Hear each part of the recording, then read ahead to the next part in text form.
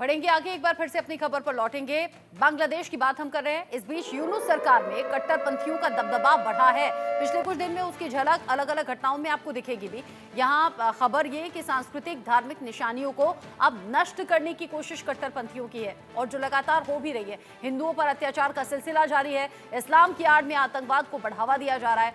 खतरे में लोकतांत्रिक और राजनीतिक स्थिरता है। लगातार जिस तरीके से बांग्लादेश से खबरें सामने आ रही हैं, हिंदुओं को टारगेट करना, उनके दुकानों मकानों में आग लगा देना, तोड़फोड़ करना, महिलाओं के साथ बलात्कार की घटनाएं सामने आना, या फिर पूरे परिवार के साथ जो अमानवीय व्यवहार है वो किया जाना, हिंदू जो धार्मिक स्थल हैं वहां तोड़फोड़ होना, देवी देवताओं की प्रतिमाओं में आग लगा देना, ये तमाम ऐसी घटनाएं हैं जो बता रही हैं कि बांग्लादेश में लॉ एंड ऑर्डर पूरी तरह से चरमरा चुका है। कट्टरपंथियों का दबदबा है। इन सब के बीच ही भारत ने लगाई है फटकार भी बांग्लादेश की इन घटनाओं पर। जागी है यूनुस सरकार, और फटकार के बाद ही हिंदुओं पर हिंसा के मामले में 4 लोग गिरफ्तार भी किए गए हैं। यानी कि मोहम्मद यूनुस अब झुक भी रहे हैं और अपनी गलती मान भी रहे हैं, और ऐसे में मंदिरों में तोड़फोड़ करने वाले 4 लोग अरेस्ट भी किए गए हैं। हिंदू मंदिर, हिंदुओं के घरों में तोड़फोड़ के मामले का आरोप इन 4 लोगों पर है। उत्तरी बांग्लादेश में सुनामगंज जिले में ये गिरफ्तारी हुई है। पकड़े गए चारों आरोपियों के नाम हैं अली हुसैन, सुल्तान अहमद, राजू, इमरान हुसैन और शाहजहां हुसैन। ये 4 आरोपी अभी पकड़े गए हैं, लेकिन घटनाएं, अब समझिए कि घटनाएं यहां 1000 से ज्यादा हो चुकी हैं। 88 जिसे स्वीकार किया गया, और जिस तरीके से अभी ये सिर्फ 4 अरेस्ट किए गए हैं, आप समझिए कि सिर्फ दिखावे के तौर पर भी किया गया एक्शन हो सकता है। हिमांशु सर, बांग्लादेश में जो घटनाएं घट रही हैं वो डेली बेसिस पर कई घटनाएं सामने आ रही हैं। अगर आप यूनुस सरकार के आने के बाद से अब तक की घटनाएं देखें तो 1000-2000 के करीब जाकर बैठती हैं, जिसमें सिर्फ चंद घटनाओं का जिक्र किया, एक्सेप्ट किया मोहम्मद यूनुस ने कि हाँ घटनाएं हुई हैं, और अब मात्र 4 लोगों को अरेस्ट किया गया है। ये सिर्फ वो वाला समझे कि हाथी के दांत दिखाने के और खाने के और। बहुत सीधी सी बात है रचना जी, आपने जो बताया ना, हाथी के दांत दिखाने के और खाने के और। देखिए, बांग्लादेश के अंदर हिंदुओं का उत्पीड़न जब से बांग्लादेश बना, उससे भी पहले से 1947 में जब इस पाकिस्तान था, तब से हिंदुओं के साथ उत्पीड़न हो ही रहा है। प्रताड़ना तो होती है, मगर जब जब वहां पर शेख मुजिब और उसके बाद उनकी बेटी का शासन रहा, उस वक्त उनको कंट्रोल किया जाता था। अभी ये कंट्रोल के बाहर है, क्योंकि यहां पर मोहम्मद यूनुस, जिनको बिठाया तो था यूएस ने, मगर उसके बाद बांग्लादेश की सत्ता किसके हाथ में चली गई? जिहादियों के हाथ में चली गई। ये सब गजवाए हिंद करने वाले लोग हैं।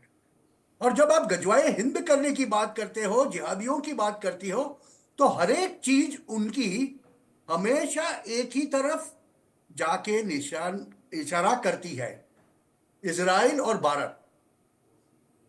इन दोनों के ऊपर अपना बैर निकालना उनका जन्मसिद्ध अधिकार है, ऐसा ये मानते हैं। अभी ऐसी स्थिति में आप और कुछ एक्सपेक्ट नहीं कर सकते। मगर दूसरी एक बात मैं बता दूं, देखिए, बांग्लादेश के अंदर आज हम देखें तो जब बांग्लादेश स्वतंत्र हुआ था तब 33% हिंदू थे। अरे 1947 में जब ईस्ट पाकिस्तान बना था, अब तकरीबन 8% बच गए हैं। पाकिस्तान की बात आप देखें तो आपको पता चलेगा, जो पाकिस्तान में 75 साल में हुआ, 1 या 2% हिंदू रह गए, वही चीज बांग्लादेश के अंदर भी हो रही है। मगर यहां तकलीफ क्या है? आज 1 करोड़ 30 लाख हिंदू बांग्लादेश के अंदर है।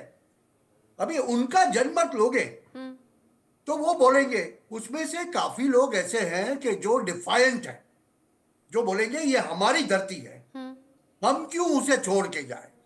तो वो लड़ने को तैयार है। और आपको एक बात समझनी पड़ेगी, हाँ। पिछले महीने में आपने जो हिंदू संगठित होके 2, 4, 5 लाख हिंदू बांग्लादेश के कोई शहर के अंदर या कोई कस्बे के अंदर इकट्ठे हो जाते हैं, तो क्या वो ऐसे ही इकट्ठे हो जाते हैं क्या?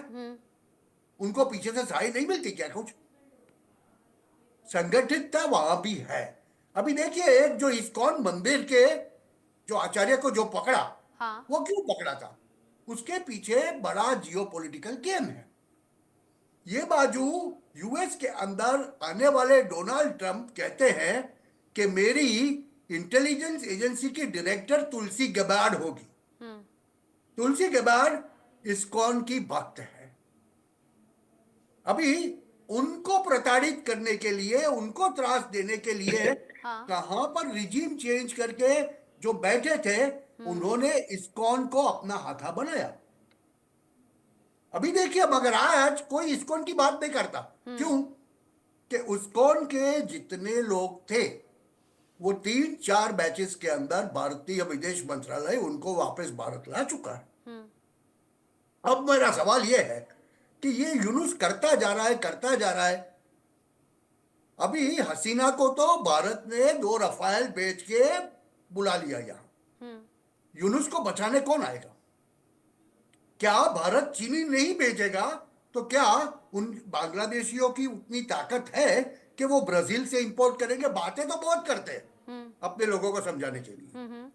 भारत से अगर चीनी 40 रुपए में जाती थी तो क्या ब्राजील से 40 में जाएगी? हाँ। या 400 में जाएगी? तो सवाल बहुत है। और गीदड़ वहां भक्ति यहाँ बहुत पर दी जा रही है। अगर प्रैक्टिकली देखें तो इम्प्लीमेंट करने में बांग्लादेश के पसीने छूटने वाले हैं और शायद यही हो सकता है कि अब मोहम्मद यूनुस अब झुक भी रहे हैं, अपनी गलती भी मान रहे हैं और अब इसीलिए दिखावे के तौर पर ये कुछ एक्शंस हो भी रहे हैं। इन सभी के बीच एक और जानकारी, बांग्लादेश में हिंदुओं पर हमले आखिर हो क्यों रहे हैं? हालांकि जो पैनलिस्ट हैं वो लगातार इस बात का जिक्र कर रहे हैं, इसके रीजन भी समझा रहे हैं। दरअसल अल्पसंख्यक होने से हिंदू हमेशा सॉफ्ट टारगेट पर रहते हैं। राजनीतिक दल वोटों के लिए, ध्रुवीकरण के लिए एक्टिव रहते हैं। यूनुस के सत्ता में आने के बाद हिंदुओं पर हमले बढ़े हैं, इसमें कोई दो राय नहीं है। जमात इस्लामी के समर्थक बनाते हैं यहाँ पर इस तरीके का माहौल और फिर हिंदुओं को टारगेट किया जाता है, हिंदुओं को निशाना बनाया जाता है। हिंदुओं की आबादी घटाने के लिए उनकी जमीन पर कब्जा हो रहा है और ये डेटा भी बता रहा है कि कैसे 1971 से लेकर आज तक हिंदुओं की संख्या में कमी आई है और अब ये संख्या लगातार घट रही है। आज तो हालात ऐसे हो गए हैं कि हिंदुओं के रहने लायक ही वहां पर माहौल नहीं बचा है। लगातार चुन चुनकर हिंदू फैमिलीज को टारगेट किया जा रहा है और इन सबके बीच ही एक और अपडेट भी है। बांग्लादेश में बढ़ता कट्टरपंथियों का कहर नजर आ रहा है और इस कट्टरपंथियों के निशाने पर शिक्षण संस्थान भी अब आ गए हैं। ढाका यूनिवर्सिटी के दफ्तर में तोड़फोड़ की खबर है। शेख मुजीबुर रहमान की तस्वीर यहां पर तोड़ी गई है। संस्थापक शेख मुजीबुर रहमान की तस्वीर यहां तोड़ दी गई, यानी कि इस तरीके से भी गुस्सा कट्टरपंथियों का सामने आ रहा है। ये हरकतें लगातार जारी हैं और इन हरकतों से टीचर्स में भी गुस्सा देखा जा रहा है, क्योंकि शिक्षण संस्थान, कोई भी एजुकेशन इंस्टीट्यूट अगर इस तरीके से निशाने पर लिया जाए अपनी इस तरीके से गुस्सा निकालने के लिए या फिर अपनी भड़ास निकालने के लिए, तो ये बड़ा शर्मनाक है किसी भी देश के लिए। शेख मुजीबुर रहमान की तस्वीर को तोड़ा गया, शिक्षण संस्थान में पहुंच गए कट्टरपंथी और ऐसे में अलग अलग जगह तोड़फोड़ की तस्वीरें भी सामने आ रही हैं। अब ऐसे में सवाल ये, जो दर्शक हमारे साथ जुड़े हुए हैं शेख मुजीबुर रहमान को लेकर, अगर वो जानना चाहते हैं कि कौन थे तो बता दें कि बांग्लादेश के पहले राष्ट्रपति थे शेख मुजीबुर रहमान। 17 अप्रैल 1971 से 15 अगस्त 1975 तक प्रधानमंत्री रहे। बांग्लादेश को पाकिस्तान से आज़ादी दिलाने में बड़ी भूमिका निभाई। 15 अगस्त 1975 का जो शेख मुजीबुर रहमान की हत्या का दिन था, उस दिन उनकी हत्या कर दी गई थी। शेख मुजीबुर रहमान पूर्व प्रधानमंत्री शेख हसीना के पिता थे।